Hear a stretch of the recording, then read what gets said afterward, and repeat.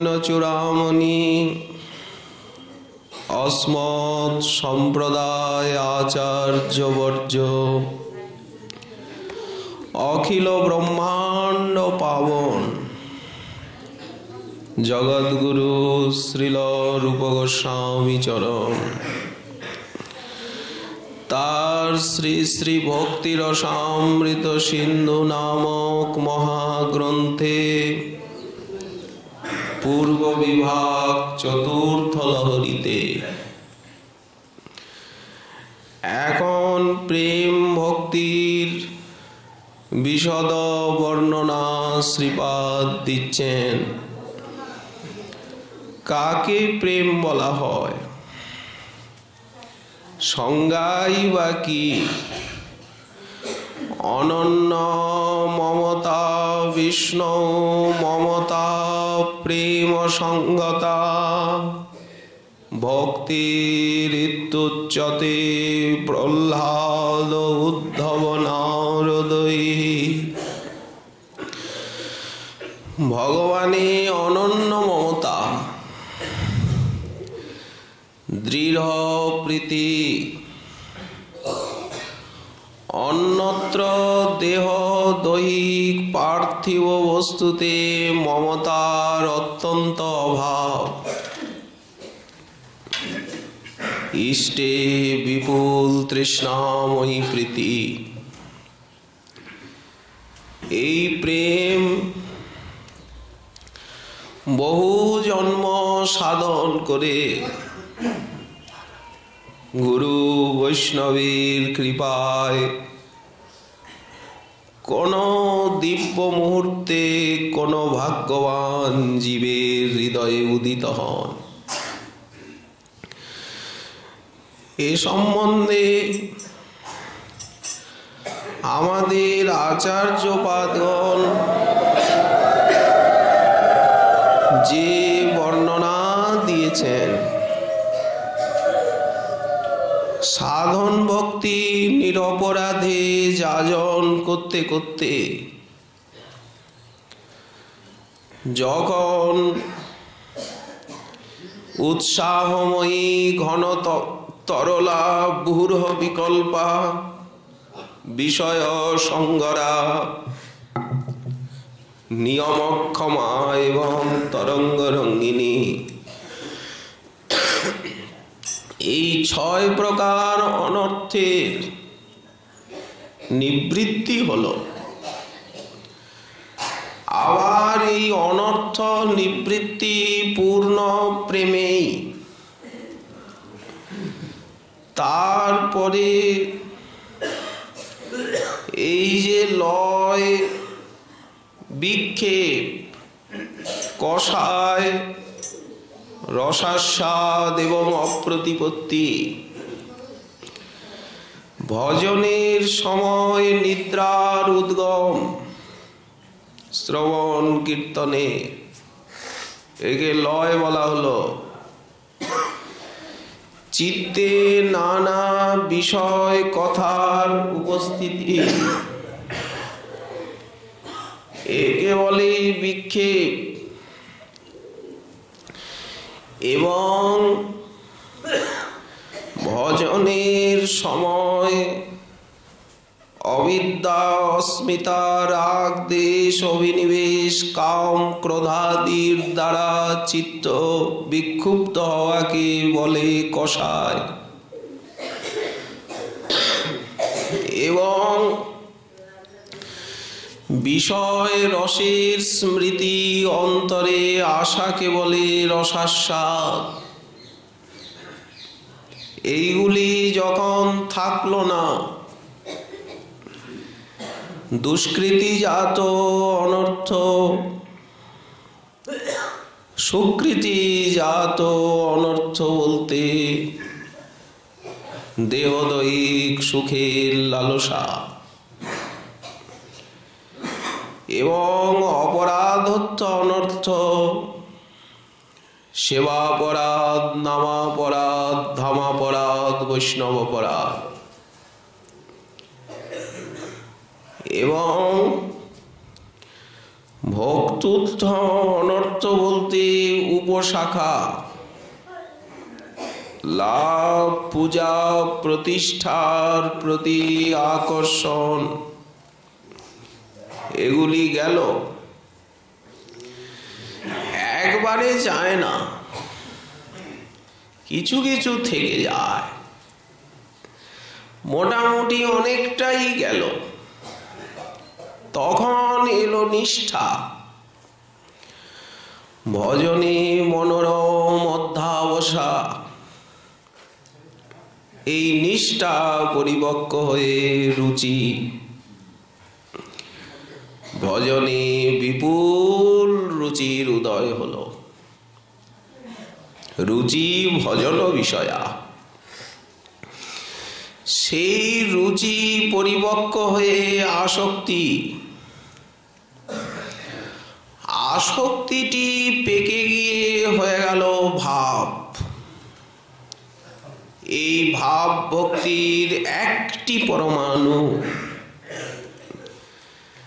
হৃদয়ের অজ্ঞান অবিদ্যাদি অন্ধকারকে সমূলে বিনাশ করে। এই ভাব ভক্তির একটি পরমাণুর এত ক্ষমতা। এই ভাব কুসুমের পরিমল, এই ভাবকে বলা হয়েছে ভক্তি কল্পলতার কুসুম। এর যে সৌরভ, সেই চিন্ময় লোক পর্যন্ত প্রসারিত হয়ে আর মধুপানির নিমিত্ত ভগবান মধুসূদনকে আমন্ত্রণ করে ভক্তের কাছে প্রকট করিয়ে থাকে। এতই ভাব ভক্তির শক্তি। বিকশিত কুসুমের সৌরভে আকৃষ্ট এবং উন্মাদিত হয়ে সেই চিন্ময় লোকবিহারী আত্মারাম আপ্তকাম শ্রী ভগবান মধুকর যেমন স্বয়ং কুসুমের নিকট আগমন করে পরমা শক্তির সহিত মধুপান করে, ঠিক সেই প্রকার শ্রী ভগবান ভক্ত হৃদয়স্থ সেই ভাব কুসুমের সৌরভে সমাকৃষ্ট হয়ে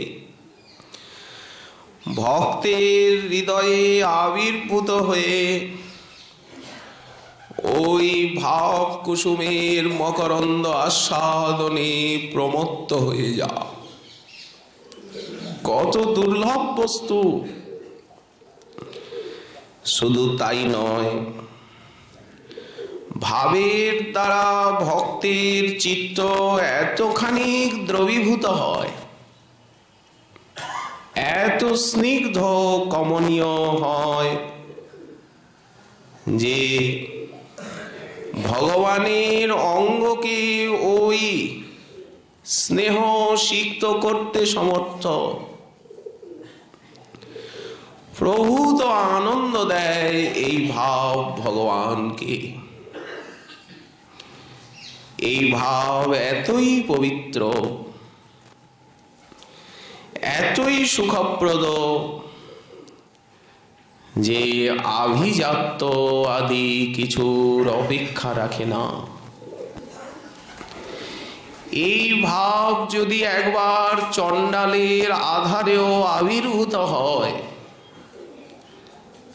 তাহলে তাকে ব্রহ্মাদিরও নমস্য করে থাকে।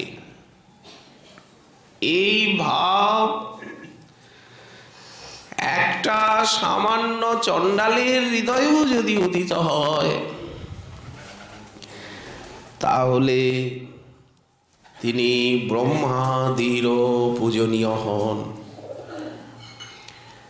ওই জন্যই বৈষ্ণব বন্দনায় লেখা আছে,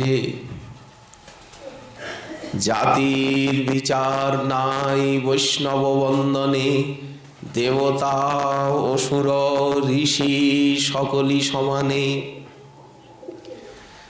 যত যত হীন জাতি উদ্ভবে বৈষ্ণব, সবারে বন্দিব সবে জগৎ দুর্লভ। সবাকার উপদেষ্টা বৈষ্ণব ঠাকুর, শ্রবণ নয়ন মন বচনের দূর। কি অপূর্ব মহিমা! যখন এই ভাব উদিত হয়, তখন ব্রজেন্দ্র নন্দনের অঙ্গ সমূহের সেই শ্যামলিমা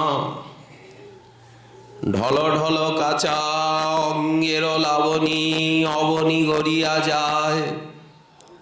যাহার ঈষৎ হাসির তরঙ্গ হিল্লোলে মদন মূর্ছা পায়, সেই অঙ্গের শ্যামলিমা তদীয় অধর ওষ্ঠাদির অরুণিমা,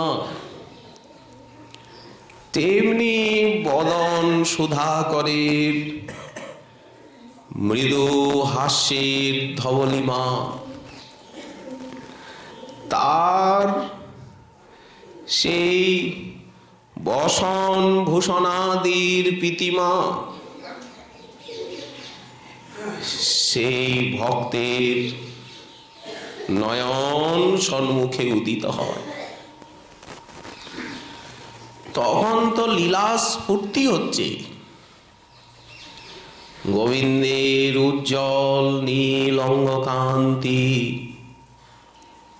চোখের সামনে ভেসে ওঠে। নবঘন স্নিগ্ধবর্ণ দলিতাঞ্জন চিক্কণ ইন্দিবর নিন্দি সুকমলরে, তেমনি পীতাম্বরের প্রীতিমা, সেই মৃদু হাস্যের ধবলিমা, তেমনি ওষ্ঠাধরের অরুণিমা ভক্তের নয়ন সম্মুখে ভেসে ওঠে। ধ্যান এবং স্ফূর্তিতে ভেদ হচ্ছে এই, ধ্যান চক্ষু বন্ধ করে নির্জনে বসে করতে হয়, আর স্ফূর্তিটি চোখ খুলে সব জায়গায় দৃষ্ট হয়। শুধু কি তাই, ভক্ত রুদ্ধ কণ্ঠ হয়ে নয়ন যুগলের অজস্র অশ্রু বর্ষণ দ্বারা সতত আত্মাকে অভিষিক্ত করতে থাকেন। ভক্তের সেই স্নিগ্ধ নয়নাশ্রুতে বক্ষ প্লাবিত হয়ে তার হৃদয়কে চিরসুশীতল করে তোলে। কৃষ্ণ বলি কাঁদিলে সে কৃষ্ণনাথ মিলে, যে আগুন বুকের ভিতরে দাউ দাউ করে জ্বলছে, এই আগুন বাইরের ঘটি ঘরার জলে নিভবে না। ওই নয়নাশ্রু বর্ষণে বুকের জ্বালাকে বৈষ্ণব শীতল করেন। এ বুকের আগুন নয়নের জলে নেভাতে হবে। সেই শুভ মুহূর্ত ভক্তের কাছে উপস্থিত, এবং ভক্ত তার সেই মধুর মুরলীর গীত শুনতে পান। ওই যে বেণুবাজি, মধুর মধুর বংশী বাজে, এই তো বৃন্দাবন। অমিয়া নিছনি বাজিছে সঘনে মধুর মুরলী গীত। এতদিন বেণু মাধুরীর কথা উনি শ্রবণ করছিলেন, ধ্যানও করতেন, ত্রিজগৎ মানসাকর্ষী মুরলী কলকুজিত। এখন যেন সেই মুরলীর ধ্বনি, স্বামিনীর নূপুরের ধ্বনি কানে ভেসে আসে। তোমার নূপুরধ্বনি আপন শ্রবণে শুনি। সিদ্ধ বাবা তো এই ক্ষণটাই কামনা করছেন, তোমার চরণ নূপুরের ধ্বনি আমি শুনিব কি শ্রুতি ভরি। এইখানেই তো তুমি বিচরণ করছো, এইখানেই তো মধ্যাহ্ন লীলায় বংশী বাজছে, বংশীহরণ কৌতুক। কই কিছু তো অনুভব হচ্ছে না, সব প্রাকৃত বলে মনে হচ্ছে। দরবয়ে দারু পাষাণ, মুখ করে বেদগান। সুগন্ধে মঞ্জরি ফুটে, গুঞ্জরি ভ্রমরা ছুটে, মাতে তারা মকরন্দ পিয়ে। ঘনঘোর পরিসায় বসন্ত বহিয়া যায়, স্বামীর বাঁশরি মধু গানে। এই ভাব স্তরে যখন সাধক উন্নীত হন, তখন সেই মধুর মুরলী গীত, নূপুরাদির সিঞ্জন এবং অভীষ্টের কণ্ঠের সুস্বর, এইগুলি ধীরে ধীরে কর্ণগোচর হতে থাকে। চরণ সুগন্ধি আঘ্রাণ করিয়া হইব কি উন্মত। সৌগন্ধ সারা বৃন্দাবন যুগলের অঙ্গগন্ধে আমোদিত হয়ে আছে। কস্তুরিকা নীলোৎপল মিলনে যে পরিমল, তাহা যিনি কৃষ্ণ অঙ্গগন্ধ।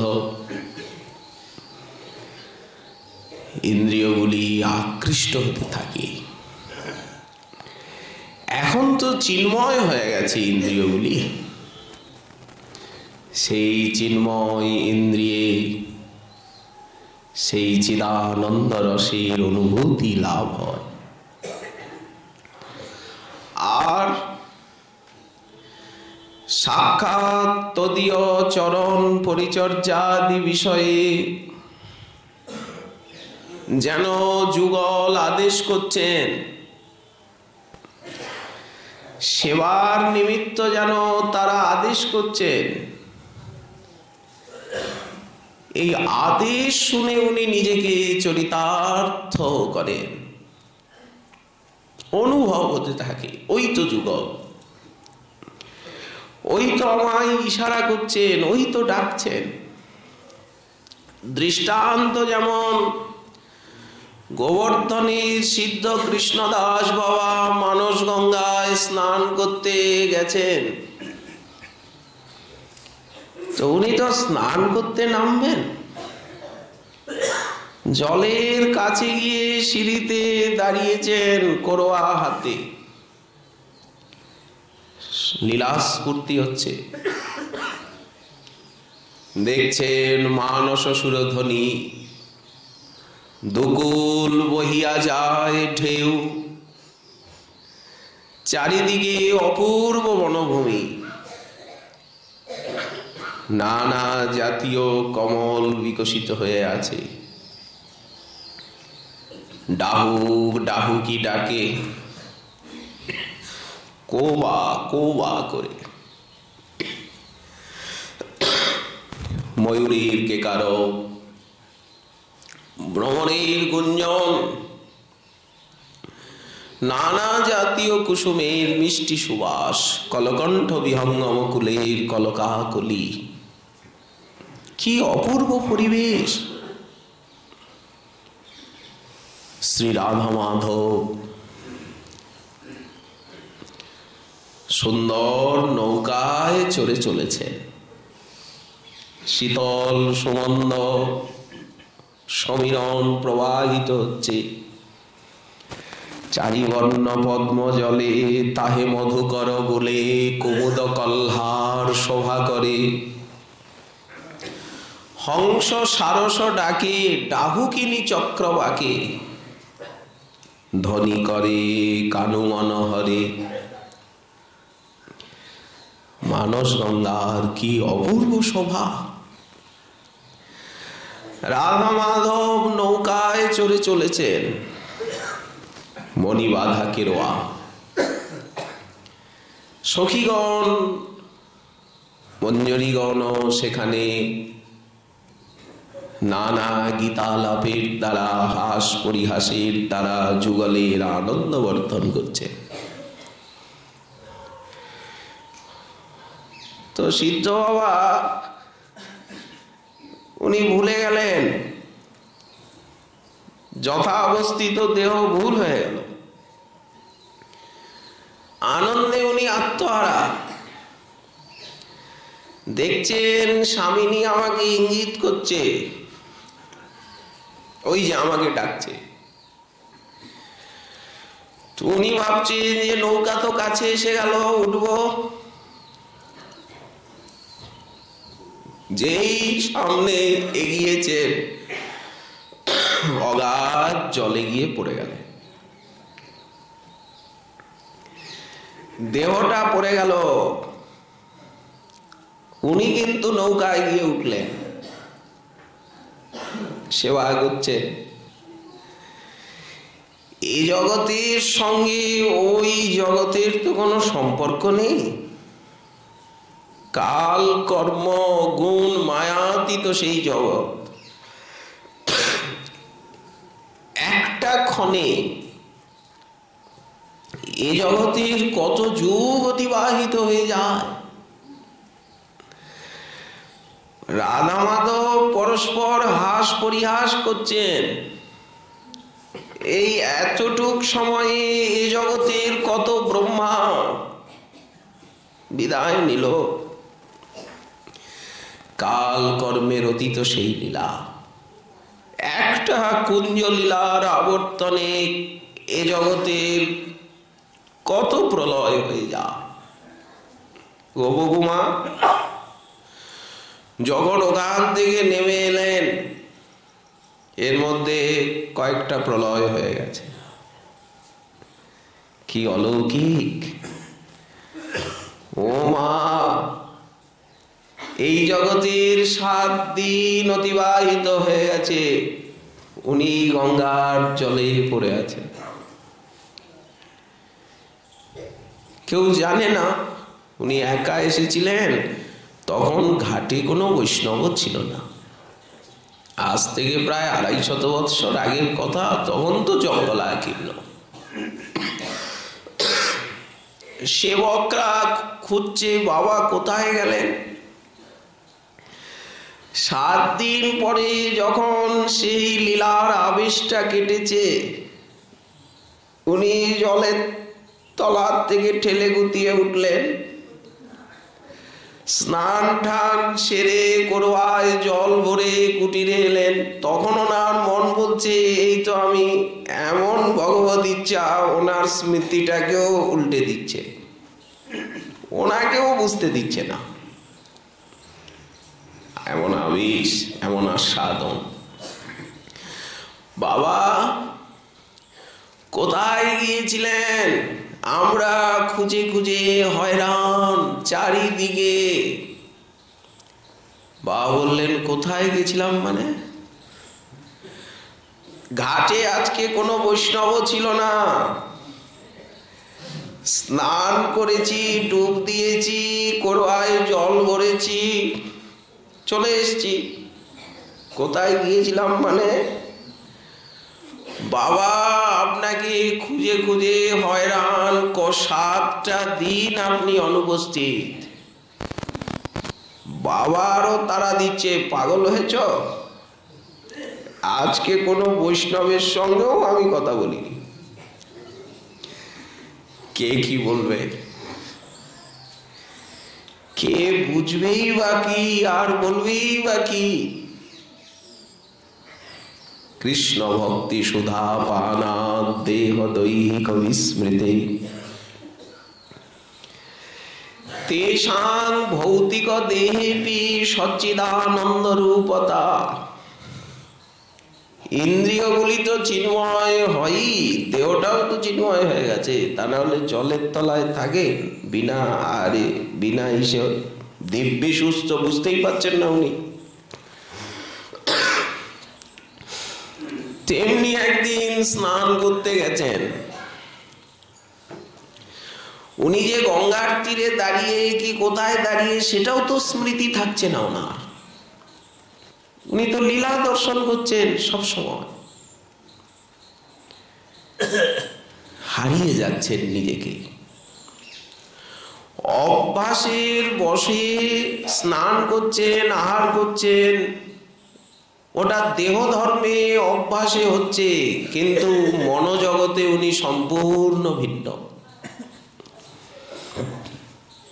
কুণ্ডে মানসগঙ্গায় স্নান করতে এসেছে, সেই দিন কিছু বৈষ্ণব ছিল আশেপাশে। হঠাৎ একটা অপূর্ব মিষ্টি সৌরভ পাওয়া যাচ্ছে। বৈষ্ণবগণ বললেন, বাবা এত সুন্দর গন্ধ কোথার থেকে আসছে? যেন মনে হচ্ছে অজস্র আতর কেউ ঢেলে দিয়েছে, কি রাশি রাশি ফুল ফুটে আছে, স্বর্গীয় মিষ্ট সুবাস। বাবা কাদু কাদু হয়ে বললেন যে আমার হাতে ছিল আতরের শিশি। যুগল কিশোর হাস পরিহাস করছেন, সেই লোচন মোহন লীলা গুরু, ওখানে তো হাস পরিহাসের মহাসিন্ধু উচ্ছ্বলিত হয়ে উঠছে। তো সেই সব দেখে শুনে আমার হাতটা অবশ হয়ে গেল, হাতের থেকে আতরের শিশিটা পড়ে ভেঙে গেল। কাচের শিশি না, আতরটা ছড়িয়ে গেল চারিদিকে। আপনারা সেই গন্ধ পাচ্ছেন, তো আতরের শিশিটা কি এই দেহে আছে? সেই লীলারাজ্যের আতরের শিশি, তার গন্ধটা ফুটে উঠছে। সিদ্ধ দেহের সমস্ত ক্রিয়াগুলি এই সাধক দেহে ফুটে ওঠে। শ্রীনিবাস আচার্য প্রভু ভক্তি রত্নাকরের পঞ্চম তরঙ্গে আছে। একদিন যমুনার তীরে বসে মানসে শ্রীমন মহাপ্রভুর সেবা করছে। সেদিন যোগপীঠ সেবায় সোনার চাপা ফুলের মালা, স্বর্ণ চাপার মালা মহাপ্রভুর কণ্ঠে পরিয়েছেন। রাশি রাশি স্বর্ণ চম্পক দিয়ে মহাপ্রভুর শ্রী চরণ যুগল পূজা করেছেন। নিত্যানন্দ প্রভু, অদ্বৈত প্রভু সমস্ত পরিকর। অর্চনা শেষ হলো, সবার গলায় সেই স্বর্ণ চাপার মালা পরিয়েছেন। চারিদিকে মহানন্দময় গৌর ভক্তবৃন্দে পরিবৃত সেই নবদ্বীপ ধাম যোগপীঠ মণিমন্দির।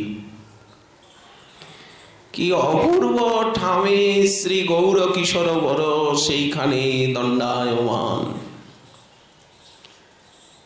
সেই লাজে লজ্জিত কোটি অনঙ্গ, অঙ্গদ বলয় রতন নুপুর যজ্ঞ সূত্রধারী। পূজা শেষ হয়েছে, আরতি আদি। আচার্য দণ্ডবোধ করে শ্রী গোপাল ভট্ট গোস্বামী পাদের আদেশে মহাপ্রভুর পিছনে দাঁড়িয়ে চামর ব্যজন করছেন। সেই সৌন্দর্য সন্দর্শনে আত্মহারা, নয়নে প্রেমাশ্রুধারা।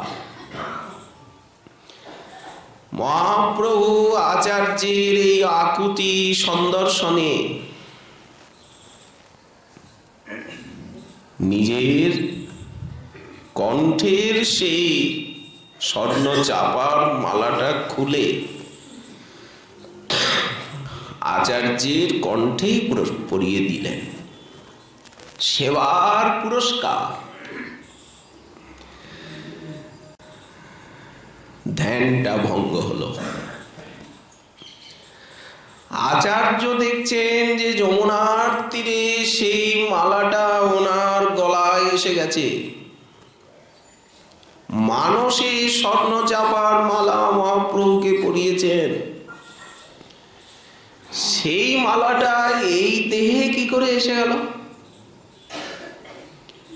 মালার সৌরভের সীমা নাই, চারিদিকে মধুকর করে ধাওয়া ধাই,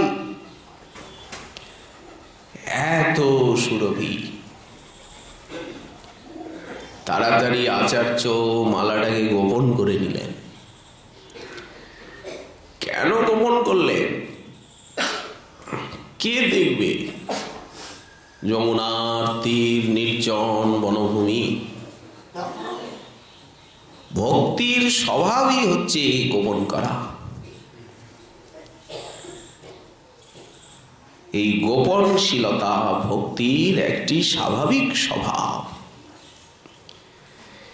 কেউ দেখে নিল, এ কথা ভক্তি রত্নাকরে লিখিত আছে। কি প্রকার লীলানুভূতিতে চিত্ত সতত ডুবে যায়। একবার শ্রীনিবাস আচার্য প্রভু তখন জাজিক গ্রামে আছেন। উনি তো নিত্য সিদ্ধ পার্ষদ, মহাপ্রভুর প্রেমের অবতার।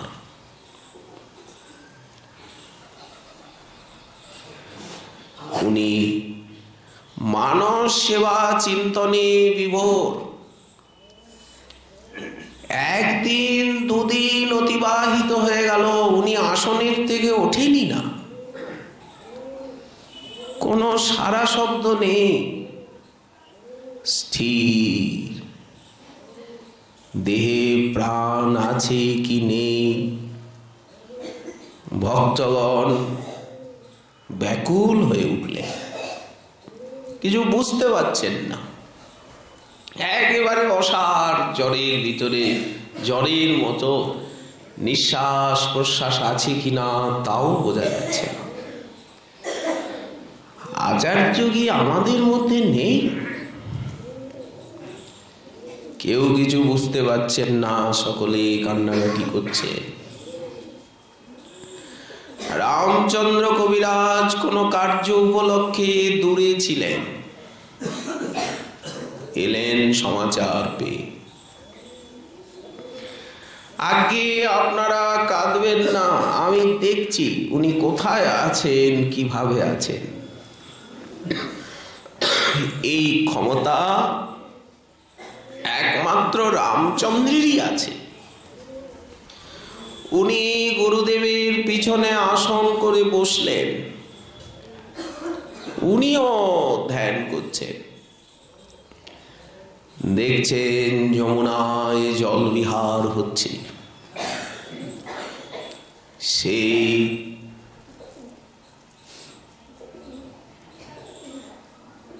শ্রী শ্রী রাধা মাধব সখীগণ সঙ্গে হাস পরিহাস রঙ্গে কৃষ্ণমত্ত করিবর চঞ্চল কর পুষ্কর গোপীগণ করিনীর সঙ্গে আরম্বিলা জলকেলি অন্যন্যে জল ফেলা ফেলি হুড়াহুড়ি বর্ষে জলাসার নাহি জয় পরাজয় জলযুদ্ধ বাড়িল অপার সহস্র করে জল সেকে সহস্র নেত্রে গোপী দেখে সহস্র পদ নিকটে গমনে সহস্র মুখ চুম্বনে সহস্র বপু সঙ্গমে গোপী নর্ম শুনে সহস্র কানে। যত ব্রজাঙ্গনা তত কৃষ্ণ। যমুনার নির্মল জল অঙ্গ করে ঝলমল, সুখে কৃষ্ণ করে দর্শনে। যত হেমাব্জ জলে ভাসে তত নীলাব্জ তার পাশে। হেমাব্জটা হচ্ছে ব্রজবালার মুখ স্বর্ণকমলিনী, আর নীলাব্জ হচ্ছে গোবিন্দের শ্রীমুখ। এথা রাধা লইয়া বলে গেলা কণ্ঠ দগ্ন জলে, ছাড়ি দিলা যাহা অগাধ পানি। তিহ কৃষ্ণ কণ্ঠ ধরি ভাসে জলের উপরি, গজত খাতে জইছে কমলিনী।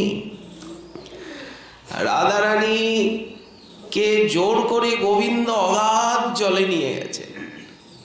ভয় পেয়ে গেছেন স্বামিনী, স্বামীর কণ্ঠ ধরে ভাসছে। যত হেমাব্জ জলে ভাসে তত নীলাব্জ তার পাশে, আসি আসি করয়ে মিলন। হেমাব্জে নীলাব্জ ঠেকে যুদ্ধ হয় প্রত্যেকে, তীরে কৌতুক দেখে সখীগণ। আচার্য সেই লীলা দর্শন করছেন, তো জল ছুটছেন। তো শ্যাম সুন্দর, এই আমাদের সখী তোমার মুখে চোখে কত জল দিয়েছিল? বুকে দিয়েছে, মুখে দেবে না? ও তো মুখেই দিচ্ছে। এই জল ছড়াছড়িতে রাধারানীর নাসিকার সেই নোলকটি খুলে আর পদ্মবনের ভিতরে পড়ে গেছে। যেভাবে ও জল ছুটছে, পুরুষ মানুষ এরা কি পারে ওর সঙ্গে? এখন যখন স্বামিনীকে সাজানো হচ্ছে, ওইছে বিচিত্র ক্রীড়া করি, তীরে আইলা শ্রীহরি সঙ্গে লইয়া সব সখীগণ। বৃন্দাকৃত সম্ভার গন্ধ পুষ্প অলঙ্কার, বর্ণবেশ করিলা রচন। সাজাতে গিয়ে দেখা যাচ্ছে যে স্বামিনীর সেই নাসিকার নোলকটি নেই। তখন রূপমঞ্জরী আদেশ করছেন, গুণমঞ্জরী, স্বামিনী খুব ভালোবাসেন এই সোনার নোলকটা, খুঁজে পাওয়া যাচ্ছে না। গুণমঞ্জরী মণিমঞ্জরীকে নিয়ে খুঁজছেন। ছোট জিনিস তো, কোথায় সেই পদ্মের ভিতরে আটকে আছে। এতে এই জগতের 2-3টে দিন চলে গেছে। রামচন্দ্র কবিরাজ তিনি তার সিদ্ধ স্বরূপে গিয়ে মণিমঞ্জরীর সঙ্গে খুঁজছেন। খুঁজতে খুঁজতে উনি পেয়ে গেলেন, মণিমঞ্জরীর হাতে দিলেন। মণিমঞ্জরী গুণমঞ্জরীকে দিলেন, গুণমঞ্জরী শ্রীরূপের হাতে দিলেন, শ্রীরূপ পরিয়ে দিলেন। স্বামিনী জিজ্ঞাসা করছেন, রূপ কে পেল? মনটা আমার খুব খারাপ লাগছিল। ছোট হলেও এই নোলকটি বহুদিনের বহু লীলার সঙ্গী। তখন রূপমঞ্জরী বললেন যে মণিমঞ্জরীর এক দাসী পেয়েছে। স্বামিনী বললেন, ওকে নিয়ে এসো। সেই দাসী হচ্ছে রামচন্দ্র কবিরাজ। শ্যাম সুন্দরীর প্রসাদী তাম্বুল চর্পণ করছিলেন স্বামিনী। তিনি শ্রীমুখের থেকে আর সেই দাসীর হাতে পুরস্কার দিলেন। লীলার ধ্যান সম্পন্ন হলো, আচার্যের বাহ্য এলো। কয়েকদিন পরে উনি জাজিগ্রামে সম্বিত পেলেন, সকলে কান্নাকাটি করছে।